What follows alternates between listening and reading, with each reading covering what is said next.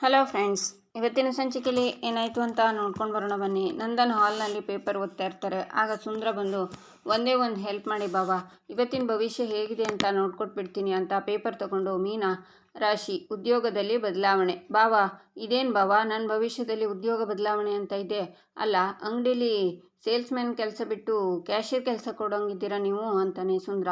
ಇದೇ ಥರ ತಲೆಹರಟೆ ಮಾಡ್ತಾ ಇರು, ಕೆಲಸದಿಂದನೇ ತೆಗೆದ್ಬಿಡ್ತೀನಿ ಅಂತಾರೆ ನಂದನ್. ಮಾನಸಿಕ ಕಿರಿಕಿರಿ, ಗುರುವಿನ ಧ್ಯಾನ ಮಾಡಿ, ಹಳದಿ ಬಟ್ಟೆ ಧರಿಸಿ ಶಾಂತಿ ಸಿಗುತ್ತದೆ ಅಂತ ಓದಿ. ಬಾವಾ, ಹಳದಿ ಬಟ್ಟೆ ಧರಿಸಿದರೆ ಒಳ್ಳೆಯದಾಗುತ್ತಂತೆ. ನೀವು ಹೇಗಿದ್ರು ಮಾಧವನ ಮದುವೆಗೆ ಹಳದಿ ಶರ್ಟ್ ಕೊಡಿಸಿದಿರಲ್ಲ, ಅದೇ ಕಲರ್ ಒಂದು ಪಂಚೆ ಕೊಡಿಸ್ಬಿಡಿ. ಅದೇ ಕಲರ್ ಪಂಚೆ ಹಾಕ್ಕೊಂಡು ಬೀದಿ ಬೀದಿ ಅಂಗಡೀಲಿ ಮನೆ ಎಲ್ಲ ಓಡಾಡ್ತಾ ಇರ್ತೀನಿ ಅಂತಾನೆ ಸುಂದರ. ಎಷ್ಟೋ ಕಿರಿಕಿರಿ ಮಾಡ್ತೀಯ ನೀನು, ನೆಮ್ಮದಿಯಾಗಿ ಪೇಪರ್ ಓದೋಕ್ಕೂ ಬಿಡಲ್ವಲ್ಲ ಕೂತಿ.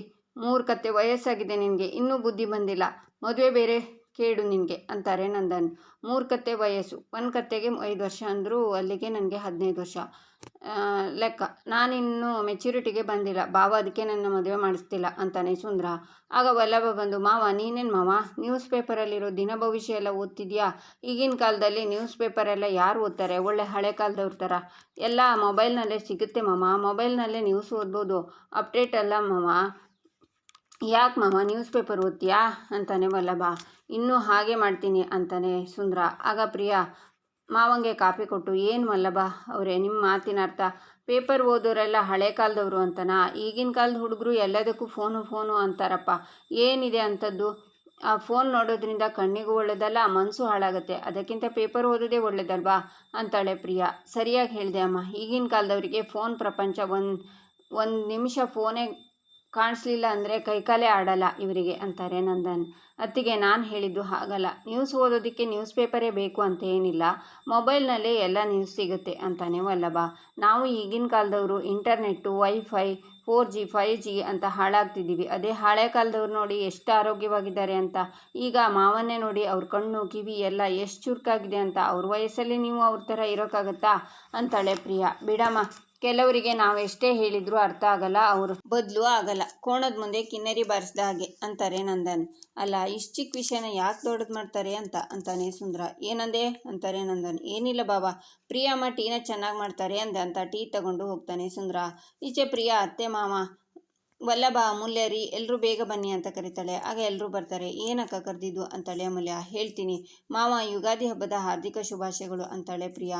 ಗಿರಿಜಾ, ಇವತ್ತು ಯುಗಾದಿನ, ನಮಗೆಲ್ಲ ಏನು ಹೇಳೇ ಇಲ್ಲ ನೀನು, ಏನು ತಯಾರಿನೇ ಮಾಡ್ಕೊಂಡಿಲ್ಲ, ನೀನೇ ಮರ್ತ್ಬಿಟ್ಯಾ ಹೇಗೆ ಅಂತಾರೆ ನಂದನ್. ನಾನೇನು ಮರ್ತಿಲ್ಲ ರೀ, ಆದರೆ ಕೇಶವ ಮೀನಾ ಮನೇಲಿ ಇಲ್ವಲ್ಲ, ಅದಕ್ಕೆ ಅವ್ರು ಬಂದ ಮೇಲೆ ಎಲ್ಲ ಒಟ್ಟಿಗೆ ಮಾಡೋಣ ಅಂದ್ಕೊಂಡೆ. ಅಷ್ಟರಲ್ಲಿ ಪ್ರಿಯಾ ಹಬ್ಬಕ್ಕೆ ಯಾರಿಗೂ ಹೇಳದೆ ತಯಾರಿನ ಮಾಡಿದಾಳೆ ಅಂತಾರೆ ಗಿರಿಜಾ. ಅತ್ತೆ, ಹಬ್ಬನೆಲ್ಲ ಮುಂದೂಡೋದಕ್ಕಾಗತ್ತಾ? ಹಬ್ಬ ಯಾವತ್ತಿದೆಯೋ ಅವತ್ತೇ ಆಚರಿಸ್ಬೇಕಲ್ವಾ ಮಾವ, ತಗೊಳ್ಳಿ ಅಂತ ಬೇವು ಬೆಲ್ಲನ ಕೊಡ್ತಾಳೆ ಪ್ರಿಯಾ. ಅಮೂಲ್ಯ, ಇದೇನಿದು, ಬರೀ ಬೆಲ್ಲ ತಗೊಂಡಿದ್ಯಾ, ಬೇವು ತಗೋ ಅಂತಾಳೆ ಪ್ರಿಯಾ. ನನಗೆ ಬೇವು ಬೇಡ ಅಕ್ಕ, ಬೆಲ್ಲ ಸಾಕು, ಇದು ಸ್ವೀಟ್ ಆಗಿರುತ್ತಲ್ವಾ ಅಂತಾಳೆ ಅಮೂಲ್ಯ. ಹಾಗೆಲ್ಲ ಹೇಳಬಾರ್ದು ಅಮೂಲ್ಯ, ಬೇವು ಬೆಲ್ಲ ತಿನ್ನೋದಕ್ಕೆ ಒಂದು ಅರ್ಥ ಇದೆ ಗೊತ್ತಾ? ದೇವ್ರೆ ಕಷ್ಟ ಸುಖ ಎರಡು ಒಟ್ಟಿಗೆ ಕೊಡು ಅಂತ ಕೇಳ್ಕೊಳ್ಳೋ ಲೆಕ್ಕ ಇದು ಅಂತಾಳೆ ಪ್ರಿಯಾ. ಅತ್ತಿಗೆ, ನೀವು ಬೆಲ್ಲ ಕಾನ್ಸೆಪ್ಟ್ನ ತಪ್ಪಾಗಿ ಅರ್ಥ ಮಾಡ್ಕೊಂಡಿದ್ದೀರಾ ಅನಿಸುತ್ತೆ ಅಂತಾನೆ ವಲ್ಲಭ. ನಾನು ಅದ್ಯಾಕೆ ಹಾಗೆ ಹೇಳ್ತೀರಾ, ನನಗೆ ಇದ್ರ ಬಗ್ಗೆ ಚೆನ್ನಾಗೇ ಗೊತ್ತು ಅಂತಾಳೆ ಪ್ರಿಯಾ. ಇಲ್ಲ ಅತ್ತಿಗೆ, ಈ ಬೇವು ಬೆಲ್ಲ ಕಾನ್ಸೆಪ್ಟ್ ಏನು ಅಂತ ಅಂದರೆ, ಬೇವು ಜೀವನದಲ್ಲಿ ಬರೋ ಕಷ್ಟಗಳಿಗೆ ಹೆದರ್ಕೊಳ್ದೆ, ಸಿಹಿಯಾದ ಸುಖನ ಅತಿಯಾಗಿ ಬಯಸದೆ, ಎರಡನ್ನೂ ಈಕ್ವಲ್ ಆಗಿ ಎಕ್ಸೆಪ್ಟ್ ಮಾಡ್ಕೋಬೇಕು ಅಂತ. ಈ ಕಷ್ಟ ಸುಖ ಅನ್ನೋದು ಬೇವು ಬೆಲ್ಲದ ಮೆಟಾಫರ್ ಅಷ್ಟೇ ಅತ್ತಿಗೆ. ಆ್ಯಂಡ್ ಆಲ್ಸೋ ಈ ಬೇವು ಬೆಲ್ಲ ತುಂಬ ಹೆಲ್ತ್ ಬೆನಿಫಿಟ್ಸು ಇದೆ ಅತ್ತಿಗೆ. ಈ ಬೇವು ತಿನ್ನೋದ್ರಿಂದ ಬಾಡಿಲಿರೋ ಪಿತ್ತ ಕಫ ಎಲ್ಲ ಡಿಟಾಕ್ಸ್ ಆಗಿ ಬಾಡಿನ ತಂಪಾಗಿರಿಸುತ್ತೆ. ಬೆಲ್ಲ ತಿನ್ನೋದ್ರಿಂದ ಜೀರ್ಣಶಕ್ತಿ ತುಂಬ ಚೆನ್ನಾಗಿರುತ್ತೆ. ಒಟ್ಟಿಗೆ ತಿಂದರೆ ಹೊಟ್ಟೆಲಿರೋ ಬ್ಯಾಡ್ ಬ್ಯಾಕ್ಟೀರಿಯಾ ಎಲ್ಲ ಡಿಟಾಕ್ಸ್ ಆಗುತ್ತೆ ಅಂತ ಒಟ್ಟಿಗೆ ತಿನ್ನಲೇಬೇಕು ಅಂತಾನೆ. ಕರಿಬೇಕು, ಬೇವು ಬೆಲ್ಲ ಮಿಕ್ಸ್ ಮಾಡಿಕೊಂಡು ತಿಂದು ಸಾಯ್ ಅಂತಾನೆ ವಲ್ಲಭ. ಆಗ ಅಮೂಲ್ಯ ಬೇವು ಬೆಲ್ಲನ ತಿಂತಾಳೆ. ವಲ್ಲಭ ಅಲ್ಲಿಂದ ಹೋಗ್ತಾನೆ. ಅಮ್ಮು, ಬೇಗ ರೆಡಿಯಾಗು, ದೇವಸ್ಥಾನಕ್ಕೆ ಹೋಗಿ ಬರೋಣ ಅಂತಾರೆ ಗಿರಿಜಾ. ಹ್ಞೂ ಅತ್ತೆ ಅಂತಾಳೆ ಅಮೂಲ್ಯ. ಪ್ರಿಯಾ, ನೀನು ರೆಡಿಯಾಗಿಬಿಟ್ಟು ಬಾ, ದೇವಸ್ಥಾನಕ್ಕೆ ಹೋಗಿ ಬರೋಣ ಅಂತಾರೆ ಗಿರಿಜಾ. ಇಲ್ಲ ಅತ್ತೆ, ನಾನು ಬೆಳಿಗ್ಗೆನೇ ಎಣ್ಣೆ ಹಚ್ಕೊಂಡು ಸ್ನಾನ ಮಾಡಿ ದೇವಸ್ಥಾನಕ್ಕೆ ಹೋಗಿ ಬಂದೆ, ನೀವು ಹೋಗಿ ಬನ್ನಿ ಅಂತಾಳೆ ಪ್ರಿಯಾ. ರೀ, ನಾವು ಹೋಗಿ ಬರ್ತೀವಿ ಅಂತ ಗಿರಿಜಾ ಹೋಗ್ತಾರೆ. ಆಗ ಪ್ರಿಯಾ ನಂದನ್ ಹತ್ರ, ಮಾವ ಇವತ್ತು ನಾನು ಅಂಗಡಿಗೆ ಒಬ್ಬಟ್ಟು ಮಾಡ್ತರ್ತೀನಿ ಅಂತಾಳೆ. ಸರಿ ಅಮ್ಮ ಆಯಿತು ಅಂತಾರೆ ನಂದನ್. ಗಿರಿಜಾ ಅಂತ ನಂದನ್ ಕರೆದು, ಅಯ್ಯೋ ಅವಳು ಹೋಗೇ ಬಿಟ್ಲಾ ಅಂತಾರೆ. ಏನು ಬೇಕಿತ್ತು ಮಾವ ಅಂತಾಳೆ ಪ್ರಿಯಾ. ಅಂಗಡಿಗೆ ಇವತ್ತು ಟೀ ಲೋಡ್ ಬರ್ತಾ ಇದೆ, ಅಲ್ಲಿ ಜಾಗ ಇಲ್ಲ, ಟೀ ಲೋಡ್ ಇಲ್ಲಿಗೆ ಕಳಿಸ್ತೀನಿ, ಜಗಲಿ ಮೇಲೆ ಇಳಿಸ್ಕೋಬೇಕು, ಗಿರಿಜಂಗೆ ಹೇಳಿಬಿಡ್ತೀಯಾ ಅಂತಾರೆ ನಂದನ್. ಮಾವ, ಟೀ ಲೋಡ ಜಗಲಿನಲ್ಲ, ಆಗಲ್ಲ ಮಾವ ಅಂತಾಳೆ ಪ್ರಿಯಾ. ಅಲ್ಲಿ ಅಷ್ಟೊಂದು ಜಾಗ ಇದೆಯಲ್ಲಮ್ಮ, ಏನು ತೊಂದರೆ ಅಂತಾರೆ ನಂದನ್. ಅಲ್ಲ, ಟ್ಯೂಷನ್ ಮಾಡ್ತಿದ್ದಾರಲ್ಲ ಮಾವ ಅಂತಾಳೆ ಪ್ರಿಯಾ. ಟ್ಯೂಷನ್ನ ಅಂದರೆ ಮನೆ ಪಾಠ ಯಾರು ಮಾಡ್ತಿದ್ದಾರೆ ಅಂತಾರೆ ನಂದನ್. ಮಾವ ನಿಮಗೆ ವಿಷಯನೇ ಗೊತ್ತಿಲ್ವಾ ಅಂತಾಳೆ ಪ್ರಿಯಾ. ಯಾವ ವಿಷಯ ಅಂತಾರೆ ನಂದನ್. ಮಾವ ಇದೇನು ಹೀಗೆ ಕೇಳ್ತಿದ್ದೀರಾ? ಅಮೂಲ್ಯ ಅಕ್ಕಪಕ್ಕದ ಬೀದಿ ಮಕ್ಕಳಿಗೆಲ್ಲ ಟ್ಯೂಷನ್ ಹೇಳ್ಕೊಡ್ತಿದ್ದಾಳಲ್ಲ ಅಂತಾಳೆ ಪ್ರಿಯಾ. ಆಗ ವಲ್ಲಭ ಬರುವಾಗ ಇವ್ರ ಮಾತನ್ನು ಕೇಳಿಸ್ಕೊಂಡು ನಿಂತ್ಕೋತಾನೆ. ಏನು ಅಂತಾರೆ ನಂದನ್. ಹ್ಞೂ ಮಾವ, ನಿನ್ನೆಯಿಂದನೇ ಶುರುವಾಗಿದೆ. 4 ಜನ ಮಕ್ಕಳು ಬರ್ತಿದ್ದಾರೆ. ನಿಮಗೆ ವಿಷಯ ಗೊತ್ತು ಅಂದ್ಕೊಂಡಿದ್ದೆ, ನೀವು ನೋಡಿದರೆ ಗೊತ್ತಿಲ್ಲ ಅಂತಿದ್ದೀರಾ. ಹೇಗೆ ಹಾಗಾದರೆ? ಅಮೂಲ್ಯ ನಿಮಗೆ ಗೊತ್ತಿಲ್ಲದೆ ಈ ಕೆಲಸ ಮಾಡ್ತಿದ್ದಾಳ ಮಾವ? ಅತ್ತೆಗೂ ಈ ವಿಷಯ ಗೊತ್ತು, ಅತ್ತೆನಾದರೂ ನಿಮಗೆ ಹೇಳಿದಾರಾ ಅಂದ್ಕೊಂಡಿದ್ದೆ ಪ್ರಿಯಾ ಅಂತಾಳೆ ಪ್ರಿಯಾ. ಇಲ್ಲ ಅಂತಾರೆ ನಂದನ್. ಅತ್ತಿಗೆ ಯಾಕೆ ಟ್ಯೂಷನ್ ಬಗ್ಗೆ ಅಪ್ಪನ ಹತ್ರ ಹೇಳ್ತಿದ್ದಾರೆ? ಫಸ್ಟ್ ಆಫ್ ಆಲ್ ಅದ್ರ ಬಗ್ಗೆ ಹೇಳೋಕೆ ಯಾರು ಹೇಳಿದ್ದು ಅಂತಾನೆ ವಲ್ಲಭ. ಅಮೂಲ್ಯಗೆ ದುಡ್ಡಿನ ಅವಶ್ಯಕತೆ ಇದೆ ಅಂತ ಟ್ಯೂಷನ್ ಶುರು ಮಾಡಿದ್ದಾಳೆ. ಇನ್ಮೇಲೆ ಟ್ಯೂಷನ್ ನಡೆಯುತ್ತೆ ಮಾವ. ಏನೇ ಆದರೂ ಅವಳು ನಿಮಗೆ ಹೇಳಬೇಕಿತ್ತು ಮಾವ. ನಮ್ಮ ಮನೆಯಲ್ಲೆಲ್ಲ ನಾವು ಅಪ್ಪನ ಕೇಳದೆ ಒಂದು ಕಡೆ ಆ ಕಡೆಯಿಂದ ಈ ಕಡೆ ಇಡ್ತಾ ಇರಲಿಲ್ಲ. ಯಾಕಂದರೆ ನಮಗೆ ಅವ್ರ ಮೇಲೆ ಅಷ್ಟು ಭಯ, ಭಕ್ತಿ, ಪ್ರೀತಿ ಎಲ್ಲನೂ ಇತ್ತು. ಕೆಲವ್ರ ಮನೆಯಲ್ಲಿ ಅಪ್ಪ ಮಾವ ಅಂದರೆ ಮನಸ್ಸಲ್ಲಿ ಪ್ರೀತಿ ಭಯ ಇಲ್ಲ, ಅದಂದ್ರೂ ಹೊರಗಡೆ ಇರೋ ತರಹ ಮಾಡ್ತಾರೆ. ಇಲ್ಲಿ ಆ ಥರ ಇಲ್ಲ. ಎಲ್ರಿಗೂ ನಿಮ್ಮ ಮೇಲೆ ಪ್ರೀತಿ ಭಯ ಭಕ್ತಿ ಎಲ್ಲ ಇದೆ. ಆದರೂ ಅಮೂಲ್ಯ ಯಾಕೆ ಹೀಗೆ ಮಾಡಿದ್ಲು ಅಂತ ಗೊತ್ತಾಗ್ತಿಲ್ಲ ಮಾವ. ಅಮೂಲ್ಯ ಏನೋ ಅವಳು ಖುಷಿಗೆ ಇದನ್ನು ಮಾಡ್ತಿದ್ದಾಳೆ. ಅವ್ರ ತವ್ರ ಮನೆ ಎದುರುಗಡೆನೇ ಇದೆ. ನಾಳೆ ದಿನ ಅದನ್ನು ಅವ್ರೇನಾದರೂ ನೋಡಿ ನೀವು ಅಮೂಲ್ಯನ ಹತ್ರ ದುಡ್ಸ್ಕೊಂಡು ತಿಂತಿದ್ದೀರಾ ಅಂತ ಅಂದ್ಕೊಂಡ್ರೆ ಏನು ಚೆನ್ನಾಗಿರುತ್ತೆ ಮಾವ. ಪಾಪ ಏನೂ ಗೊತ್ತಿಲ್ಲದೆ ಇರೋ ನೀವು ಇದನ್ನೆಲ್ಲ ಹೇಳಿಸ್ಕೋಬೇಕಾಗತ್ತೆ ಅಂತ ನನಗೆ ಯೋಚನೆ ಆಗ್ತಿದೆ ಮಾವ. ಏನೋ ನನಗನ್ಸಿದ್ದನ್ನು ನಾನು ಹೇಳಿದ್ದೀನಿ, ತಪ್ಪು ತಿಳ್ಕೊಬೇಡಿ ಮಾವ ಅಂತಾಳೆ ಪ್ರಿಯಾ. ನಂದನ್ ಅಲ್ಲಿಂದ ಹೋಗ್ತಾರೆ. ಅತ್ತಿಗೆ ಯಾಕೆ ಹೀಗೆ ಮಾಡಿದ್ರು? ಏನೇನೋ ಹೇಳಿ ಅಪ್ಪನ ತಲೆನೇ ಕೆಡಿಸ್ಬಿಟ್ರಲ್ಲ. ಪಾಪ ಕರಿಬೇಕು, ಇವಾಗ ಅಪ್ಪನ ಹತ್ರ ಬೈಸ್ಕೋಬೇಕು. ಅತ್ತಿಗೆ ಮಾಡಿದ್ದು ನನಗೆ ಸ್ವಲ್ಪನೂ ಇಷ್ಟ ಆಗಿಲ್ಲ. ಏನು ಮಾಡೋದು ಇವಾಗ ಅಂತ ಯೋಚನೆ ಮಾಡ್ತಾನೆ ವಲ್ಲಭ. ಈಚೆ ಮಾಧವ, ಪ್ರಿಯಾ ನಾನು ನಿನಗೆ ಏನೋ ಒಂದು ವಿಷಯ ಹೇಳಬೇಕು ಅಂತಾನೆ. ಅದೇನು ಅಂತ ಹೇಳಿ ಅಂತಾಳೆ ಪ್ರಿಯಾ. ನೀನಿವತ್ತು ದುಡ್ಡು ಕೊಡೋದಕ್ಕೆ ತವ್ರ ಮನೆಗೆ ಹೋಗ್ತಿದ್ಯಾ ಅಲ್ವಾ? ಇನ್ಯಾವತ್ತೂ ಸಾಲ ಮಾಡ್ಕೋಬೇಡಿ ಅಂತ ಮಾವಂಗೆ ಒಂದು ಮಾತು ಹೇಳೋಕ್ಕಾಗುತ್ತಾ? ಜೀವನದಲ್ಲಿ ಅವ್ರು ಆರಾಮಾಗಿರಬೇಕು, ಅದನ್ನು ಬಿಟ್ಟು ಸಾಲ ಮಾಡಿಕೊಂಡು ಸಾಲ ಕೊಟ್ಟವರು ಮನೆ ಹತ್ರ ಬಂದು ಗಲಾಟೆ ಮಾಡಿ ಇವೆಲ್ಲ ಯಾಕೆ ಬೇಕು ಅಲ್ವಾ? ಅದಕ್ಕೆ ನೀನೇ ಒಂದು ಮಾತು ಹೇಳ್ಬಿಟ್ಟು ಬಾ, ಬೇಜಾರು ಮಾಡ್ಕೋಬೇಡ ಅಂತಾನೆ ಮಾಧವ. ರೀ ಇದರಲ್ಲಿ ಬೇಜಾರು ಮಾಡ್ಕೊಳ್ಳೋದು ಏನಿದೆ? ಅಪ್ಪ ಅಮ್ಮಂಗೆ ನಾನು ಹೇಳ್ತೀನಿ, ನೀವು ಆರಾಮಾಗಿರಿ ಅಂತಾಳೆ ಪ್ರಿಯಾ. ಈಚೆ ನಂದನ್ ಗಿರಿಜಾಗೆ ಕಾಯ್ತಿರ್ತಾರೆ. ಆಗ ಗಿರಿಜಾ ಅಮೂಲ್ಯ ದೇವಸ್ಥಾನದಿಂದ ಬರ್ತಾರೆ. ರೀ ನಾನು ಅಮ್ಮು ದೇವಸ್ಥಾನಕ್ಕೆ ಹೋಗಿದ್ವಿ, ತಗೊಳ್ಳಿ ಪ್ರಸಾದ ರೀ. ಹಾಗೆ ನಿಮ್ಮ ಹತ್ರ ಇವತ್ತು ಒಂದು ಒಳ್ಳೆ ಸುದ್ದಿ ಹೇಳಬೇಕು ಅಂತಿದ್ದೀವಿ, ಅದನ್ನು ಕೇಳಿದರೆ ನೀವು ಖುಷಿ ಪಡ್ತೀರಾ. ಮೊದಲು ನೀವು ಈ ಪ್ರಸಾದನ ತಗೊಳ್ಳಿ ಅಂತಾರೆ ಗಿರಿಜಾ. ಮಾವ ಯಾಕೆ ಒಂಥರ ಇದ್ದೀರಾ? ಪ್ರಸಾದ ತಗೊಳ್ಳಿ ಮಾವ ಅಂತಾಳೆ ಅಮೂಲ್ಯ. ಯಾರನ್ನು ಕೇಳಿ ಇವಳು ಮನೆ ಪಾಠ ಹೇಳ್ಕೊಡ್ತಿದ್ದಾಳೆ ಗಿರಿಜಾ ಅಂತಾರೆ ನಂದನ್. ರೀ ಅದು ಅಂತ ಗಿರಿಜಾ ಹೇಳುವಾಗ ನಾನೇನು ಸತ್ತು ಹೋಗಿದ್ದೀನ ಮನೆಯಲ್ಲಿ ಅಂತ ನಂದನ್ ಕೂಗ್ತಾರೆ. ಆಗ ಮಾಧವ ಪ್ರಿಯ ರೂಮಿಂದ ಬರ್ತಾರೆ. ವಲ್ಲಭ ಸುಂದರ ಎಲ್ಲರೂ ಬರ್ತಾರೆ. ಈ ಮನೆಗೊಂದು ರೀತಿ ನೀತಿ ಇದೆ. ಇಲ್ಲಿ ಇರೋರು ಅವರಿಗಿಷ್ಟ ಬಂದ ಹಾಗೆ ಇರೋದಲ್ಲ, ಹೇಳೋದು ಕೇಳೋರು ಇದ್ದಾರೆ ತಾನೇ ಗಿರಿಜಾ?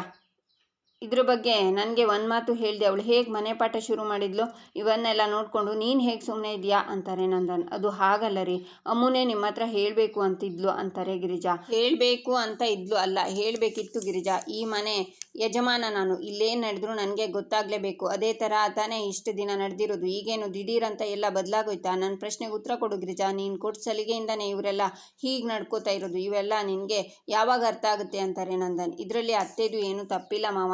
ಅವ್ರು ಮೊದಲೇ ನಿಮಗೆ ಈ ವಿಷಯ ತಿಳಿಸ್ಬೇಕು ಅಂತ ಹೇಳಿದರು. ನಾನು ನಿಮಗೆ ಹೇಳಿಬಿಟ್ಟೇ ಶುರು ಮಾಡೋಣ ಅಂತ ಇದ್ದೆ ಮಾವ.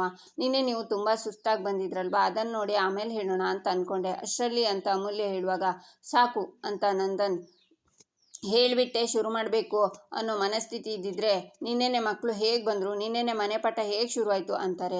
ಭಾವ ಅದು ನಿನ್ನೆ ಮಕ್ಕಳನ್ನ ಕರ್ಕೊಂಡು ಬಂದಿದ್ದು ನಾನೇನೆ. ಅವ್ರ ತಂದೆ ತಾಯಿ ಇವತ್ತಿಂದ ಪಾಠ ಶುರು ಮಾಡಿ ಅಂದರು.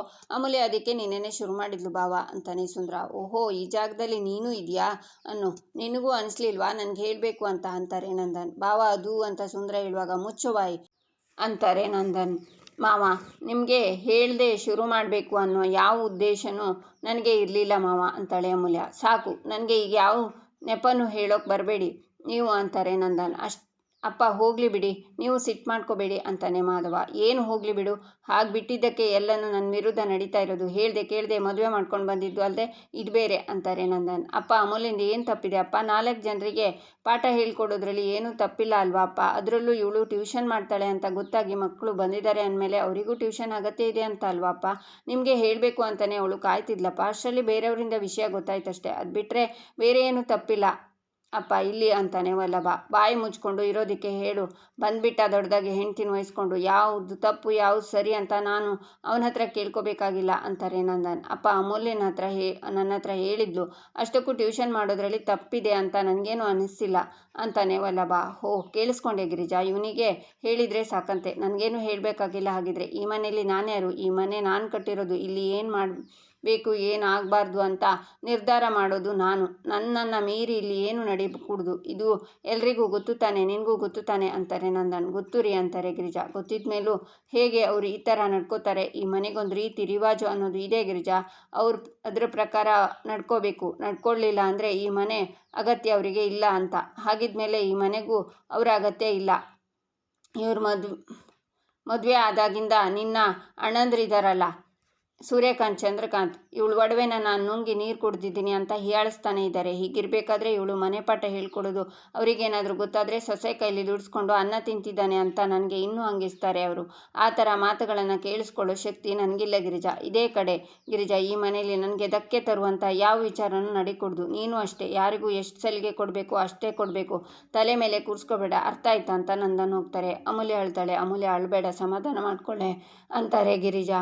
ಈಚೆ ಗಿರಿಜಾ, ಅಮೂಲ್ಯ, ಸುಂದರ ಇರ್ತಾರೆ. ಅಮ್ಮ ಅಳಬೇಡ, ಸಮಾಧಾನ ಮಾಡ್ಕೋಕಂದ ಅಂತಾರೆ ಗಿರಿಜಾ. ನೀನು ಹೀಗತ್ರೆ ನಮಗೆಲ್ಲ ಬೇಜಾರಾಗುತ್ತೆ. ಈಗಾಗಲೇ ಭಾವ ಬೈದಿರೋದಕ್ಕೆ ನಮಗೆಲ್ಲ ನೋವಾಗಿದೆ. ನೀನು ಹತ್ರೆ ನಮಗೆಲ್ಲ ಬೇಜಾರಾಗೋದು ಬೇಡ. ಆದರೂ ಅಕ್ಕ ಭಾವ ಇವತ್ತು ವಿಪರೀತವಾಗಿ ಬೈದರು ಅಲ್ಲ ಅಮ್ಮು ಅಂಥ ತಪ್ಪೇನು ಮಾಡಿದ್ಲು ಅಂತಾನೆ ಸುಂದರ. ನಾನು ನಿನ್ನೆನೇ ಹೇಗಾದರೂ ಮಾಡಿ ಈ ವಿಷಯನ ಮಾವಂಗೆ ಹೇಳಬೇಕಾಗಿತ್ತು ಅತ್ತೆ. ಇವಾಗ ನೋಡಿ ನನ್ನಿಂದ ನೀವು ಬಯಸ್ಕೊಳ್ಳೋ ಹಾಗಾಯಿತು. ಸಾರಿ ಅತ್ತೆ ಅಂತಾಳೆ ಅಮೂಲ್ಯ. ನೀನ್ಯಾಕೆ ಸಾರಿ ಕೇಳ್ತಿದ್ಯಾ? ನಿಮ್ಮ ಮಾವ ಹಾಗೆ ಕಣೆ, ಒಂದೊಂದು ಸರಿ ತುಂಬ ಸಿಟ್ಟು ಮಾಡ್ಕೋತಾರೆ ಕಣೆ. ಹೋಗಲಿ ಬಿಡು, ನೀನೀಗ ಸಮಾಧಾನ ಮಾಡ್ಕೊ, ಅಳಬೇಡ ಅಮ್ಮು ಅಂತಾರೆ ಗಿರಿಜಾ. ಸಾರಿ ಚಿಕ್ಕಪ್ಪ ಅಂತಾಳೆ ಅಮೂಲ್ಯ. ಇಲ್ಲ ಮಗಳೇ, ಇದೇನು ನನಗೆ ಹೊಸದಾ? ಭಾವಂಗೆ ಕೋಪ ಬಂದಾಗೆಲ್ಲ ಹೀಗೆ ಬೈತಿರ್ತಾರೆ. ನನಗೆ ಮಾಮೂಲಿ ಇವೆಲ್ಲ ಅಂತಾನೆ ಸುಂದರ. ಅತ್ತೆ ಪಾಪ ಮಕ್ಕಳು ಇವತ್ತು ಸಂಜೆನೂ ಟ್ಯೂಷನಿಗೆ ಬರ್ತಾರೆ. ಅವರಿಗೆ ಇನ್ನು ಟ್ಯೂಷನ್ ಹೇಳಲ್ಲ ಅಂತ ಯಾವ ಬಾಯಿಂದ ಹೇಳಲಿ ಅಂತಾಳೆ ಅಮೂಲ್ಯ. ನಾನಿದ್ದೀನಲ್ಲ, ನಾನು ಹೇಳ್ತೀನಿ ಅಂತಾನೆ ಸುಂದರ. ನಿಮ್ಮ ಮಾವ ಒಂದು ಸಲ ಬೇಡ ಅಂದರೆ ಅಷ್ಟೇ ಅಮ್ಮು. ಜಪ್ಪಯ್ಯ ಅಂದರು, ಅವ್ರು ಮತ್ತೆ ಆ ನಿರ್ಧಾರನ ಬದಲಾಯಿಸಲ್ಲ. ನೀನು ಮಕ್ಕಳಿಗೆ ಟ್ಯೂಷನ್ ಹೇಳೋ ಕನಸನ್ನ ಮರ್ತ್ಬಿಡೋದು ಒಳ್ಳೆದಮ್ಮ ಅಂತಾರೆ ಗಿರಿಜಾ. ಅಲ್ಲ, ಈ ಟ್ಯೂಷನ್ ವಿಚಾರನ ಮಾವಂಗೆ ಯಾರು ಹೇಳಿದ್ದು ಅತ್ತೆ ಅಂತಾಳೆ ಅಮೂಲ್ಯ. ಆಗ ಪ್ರಿಯಾ ರೆಡಿಯಾಗಿ ಬಂದು ಅತ್ತೆ ಅಂತಾಳೆ. ಪ್ರಿಯಾ ಏನಮ್ಮ ಅಂತಾರೆ ಗಿರಿಜಾ. ಅತ್ತೆ ಯಾಕೋ ಅಪ್ಪ ಅಮ್ಮನ ನೋಡಬೇಕು ಅನ್ನಿಸ್ತಿದೆ, ಮನೆಗೆ ಹೋಗಿಟ್ಟು ಬರಲಾ ಅಂತಾಳೆ ಪ್ರಿಯಾ. ಅಷ್ಟೇ ತಾನೇ, ಧಾರಾಳವಾಗಿ ಹೋಗ್ಬಾ ಅಮ್ಮ. ಹಾಗೆ ಪ್ರಿಯಾ, ನಿನಗೆ ಅವ್ರ ಜೊತೆ ಇರಬೇಕು ಅಂತ ಅನಿಸಿದರೆ ಆರಾಮಾಗಿ 2 ದಿನ ಇದ್ದು ಬಾ. ಇದ್ರ ಬಗ್ಗೆ ನೀನೇನು ಯೋಚನೆ ಮಾಡಬೇಡ ಅಂತಾರೆ ಗಿರಿಜಾ. ಅಯ್ಯೋ ಅತ್ತೆ, ನಾನು ಅಲ್ಲೇ ಉಳ್ಕೊಂಡ್ಬಿಟ್ರೆ ಇಲ್ಲಿ ಕೆಲಸ ಎಲ್ಲ ಯಾರು ಮಾಡ್ತಾರೆ? ಹಾಗೆಲ್ಲ ಏನೂ ಇಲ್ಲ ಅತ್ತೆ, ನಾನು ಹೋಗಿ ಅವರನ್ನು ಮಾತಾಡ್ಸ್ಕೊಂಡು ಬಂದುಬಿಡ್ತೀನಿ ಅಂತಾಳೆ ಪ್ರಿಯಾ.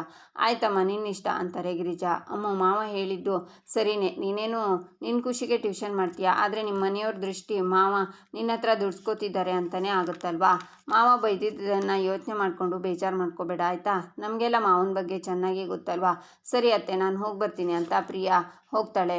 ಹುಷಾರಮ್ಮ ಅಂತಾರೆ ಗಿರಿಜಾ. ಈಚೆ ವಲ್ಲಭ ಒಬ್ಬನೇ ನಿಂತಿರ್ತಾನೆ. ಆಗ ಸುಂದರ ಬಂದು, ಅಳಿಮಯ್ಯ ಯಾಕೆ ಇಲ್ಲಿಗೆ ಬಂದು ನಿಂತಿದ್ಯಾ? ಪಾಪ ಕಣೋ ಅಮ್ಮು, 4 ಜನ ಮಕ್ಕಳು ಬರ್ತಾರೆ, ಟ್ಯೂಷನ್ ಮಾಡ್ಬೋದು ಅಂತ ಖುಷಿಯಾಗಿದ್ಲು, ಎಲ್ಲ ಹಾಳಾಗೋಯ್ತು. ಅಳ್ತಾ ಕೂತಿದ್ದಾಳೆ ಕಣೋ ಪಾಪ. ನಿನ್ನ ಹೆಂಡ್ತಿಗೆ ನೀನು ಹೋಗಿ ಸಮಾಧಾನ ಮಾಡಿ ಹೋಗು ಅಂತಾನೆ ಸುಂದರ. ಅಲ್ಲ ಮಾಮ, ಈ ವಜ್ರಮುನಿದು ಪ್ರಾಬ್ಲಮ್ ಏನು ಅಂತ ನನಗೆ ಗೊತ್ತಾಗ್ತಿಲ್ಲ. ಹೌದು, ಅಮೂಲ್ಯ ಇವರಿಗೆ ಹೇಳದೆ ಟ್ಯೂಷನ್ ಶುರು ಮಾಡಿದ್ದು ತಪ್ಪೆ, ಆದರೆ ಅವಳು ಇವತ್ತು ಹೇಳ್ತಿಲ್ಲ ಅಂತ ಏನಿಲ್ಲ, ಆದರೆ ಇಷ್ಟೊಂದೆಲ್ಲ ಮಾತು ಬೇಕಿತ್ತ ಅಂತಾನೆ ವಲ್ಲಭ. ಭಾವಂಗೆ ಸಿಟ್ಟು ಬಂದರೆ ಹಾಗೆ ಅಳಿಮಯ್ಯ, ಎದುರುಗಡೆ ಅವರು ಏನೇ ಮಾತಾಡಿದ್ರು ತಪ್ಪಾಗಿ ಕಾಣಿಸುತ್ತೆ, ನಿನಗೆ ಗೊತ್ತಿರೋ ವಿಚಾರ ಅಲ್ವಾ ಅಂತಾನೆ ಸುಂದರ. ಆದರೂ ಇದು ಅನ್ಯಾಯ ಮಾಮ.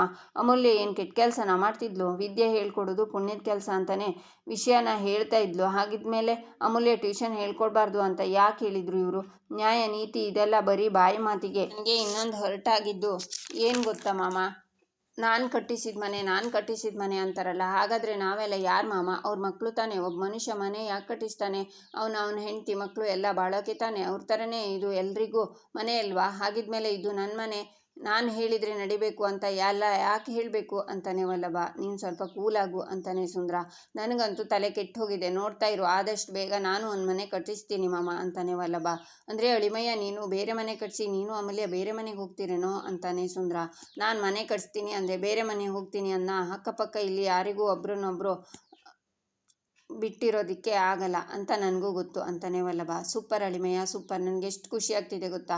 ಇದೇ ಖುಷಿಲಿ ಅಮ್ಮು ಹೇಳಬೇಕಾಗಿರೋದನ್ನು ನಾನು ಹೇಳ್ತೀನಿ. I love you Vallabha, I love you ಅಂತ ಮುತ್ತು ಕೊಡ್ತಾನೆ ಸುಂದರ. ಏನಾಯಿತು ಮಾಮ ಅಂತಾನೆ ವಲ್ಲಭ. ಮುಖ ಚೆನ್ನಾಗಿ ತೊಳ್ಕೊಬೇಕಿತ್ತು ಕಣೋ. ಆದರೂ ಅಳಿಮಯ್ಯ, ಇವೆಲ್ಲ ಬೇಜಾರು ಮಧ್ಯೆ ನನಗೆ ಖುಷಿ ಆಗ್ತಿರೋದು ಏನು ಗೊತ್ತಾ, ಸದಾ ಅವಕಾಶ ಸಿಕ್ಕರೆ ಸಾಕು ಕಾಲು ಕೆರ್ಕೊಂಡು ಜಗಳ ಮಾಡೋದು ಮಾಡ್ತಿದ್ರೆ. ಆದರೆ ಇವತ್ತು ಒಬ್ರಿಗೊಬ್ರು ಬೆನ್ನಿಗೆ ನಿಂತಿರೋದು ಎಷ್ಟು ಖುಷಿ ಆಗ್ತಿದೆ ಗೊತ್ತಾ. ಅಲ್ಲ ಕಣೋ, ಹೆಂಡತಿ ಮೇಲೆ ಎಷ್ಟು ಲೋವ ನಿನಗೆ ಅಂತಾನೆ ಸುಂದರ. ನಾನೇನು ಅಂದರೆ ನೀನೇನು ಅಂತಿದ್ಯಲ್ಲ ಅಂತಾನೆ ವಲ್ಲಭ. ನಿಮ್ಮ ಅಪ್ಪ ಅಮೂಲ್ಯಂಗೆ ಬೈದರು ಅಂತ ತಾನೇ ನಿನಗೆ ಸಿಟ್ಟು ಬಂದಿರೋದು.